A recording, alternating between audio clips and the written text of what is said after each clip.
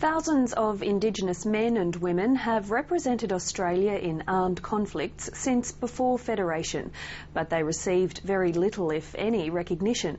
Those who returned weren't allowed to march on Anzac Day or to enter RSL clubs for a long time. But slowly, one veteran has worked on documenting the role of Indigenous servicemen and women. The first ceremony to honour their contribution was held in 2007. Now, in their 5th year, those who attend say these events are helping to heal old wounds. And a warning, this story contains images of people who've died. Siobhan Barry attended a service in Brisbane. Australians, all let us rejoice, for we are young and free. They came back with serious alcohol abuse and whatever it took to escape the demons that followed them when they got back from Changi. They came back. One died from tuberculosis about a year after he'd arrived back in Australia. That was Uncle Ron's brother. And Uncle Ron ended up sort of, going up and down on a roller coaster ride of emotion because of what he'd suffered. For country music star Troy Cassar-Daley, this Indigenous war veterans ceremony is deeply personal. Advance Australia fair. His 2 great-uncles were prisoners of war in Changi during the Second World War and returned broken men. But despite their sacrifices, they didn't return as equals. They weren't allowed to vote. They couldn't go and have a beer with their mates when they got back. Things were very different back then, and I think they faced an uphill battle. They came home and they often found their communities decimated, they found their children stolen. There are a lot of the benefits that other service personnel were entitled to that were just simply not made available to Aboriginal and Torres Strait Islander service personnel. Squadron leader Lisa Jackson-Pulver is in the Air Force Specialist Reserve and has a family history of Indigenous military service. When Aboriginal service personnel come back, they weren't the same as others. And, there's amazing stories of, an Aboriginal person going to an RSL club on Anzac Day, and being barred entrance because they're black or because they're Aboriginal or because they're not the same. When these chaps came back from war, they felt that they were not wanted. They came back as warriors, and they felt that they were not wanted or respected. Indigenous servicemen and women have represented Australia in armed conflicts since the Boer War. At different stages, Aborigines and Torres Strait Islanders weren't allowed to sign up, but many did anyway. Because their ethnic origins weren't recorded, the exact numbers aren't known. But the Australian War Memorial estimates that up to 1,000 Indigenous men served in the First World War and up to 2,500 men and women served in the Second World War. If you wanted to volunteer, they didn't mind. The Australian Army was probably the first, shall we say, equal opportunity employer of Indigenous Australians, because if you were willing to put the uniform on and go and fight, they didn't care what colour you were. Gary Oakley is the War Memorial's Indigenous Liaison Officer.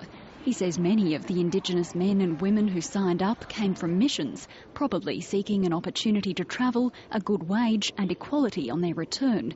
Inside the Defence Forces, he says, Indigenous service personnel were generally treated well. Colour goes out the window when the bullets start flying. If you can do your job, it doesn't matter what colour you are, whether you're Indigenous or Chinese or whatever. And that was the good thing about the Defence Force. They were treated as equals. They had the same pay. They had the same rights. They could win awards. They could be promoted just like anybody else. Every man who served was crucial. Every man who picked up a rifle or a machine gun, who took part in a firefight or something like that, they were crucial. You weren't Indigenous, you weren't black, you weren't white, you were a digger. And you had a job to do, so that was that. But according to Gary Oakley, after Indigenous service personnel were discharged, they didn't get the recognition they'd hoped for and deserved. They went back to community, they weren't allowed to leave their community, so they didn't march on Anzac Day. You didn't see them, and so no one really understood or recognised the significant contribution of Indigenous Australians. George Bostock is a Vietnam veteran who spent years helping to change that. One day I said, oh, it'd be nice to know how many of us served in Vietnam. So I applied for a grant with the Aboriginal and Torres Strait Islander Institute of Studies. He began travelling around Queensland compiling a list of the Indigenous vets who'd served in Vietnam. Once he'd finished touring Queensland, he moved on to the other states. And I said, give me a vehicle so I could travel down New South Wales into Victoria and come back to the East Coast. And the same thing happened all the way. A soldier knew a soldier, and that was that. And then I went to Adelaide and did the same thing, all over Australia. And that's how I found 220 Aboriginal and Torres Strait Islanders who served in the Vietnam War. His efforts have added to the growing recognition over recent decades of the contribution that Indigenous servicemen and women have made, along with the Indigenous veterans services that are now held across the country. The services began in 2007 with the support of the Department of Veterans Affairs and ex-service organisations. Now in their 5th year, they're having profound impacts.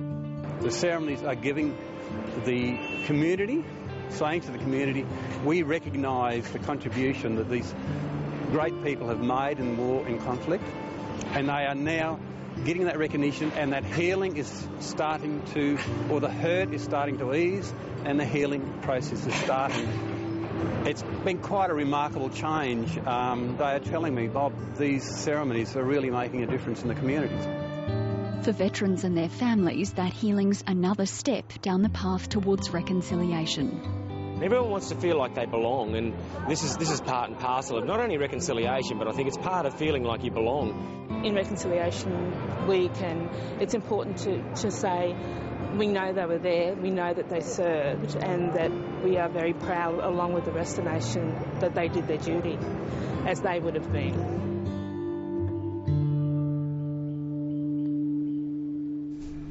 Siobhan Barry reporting.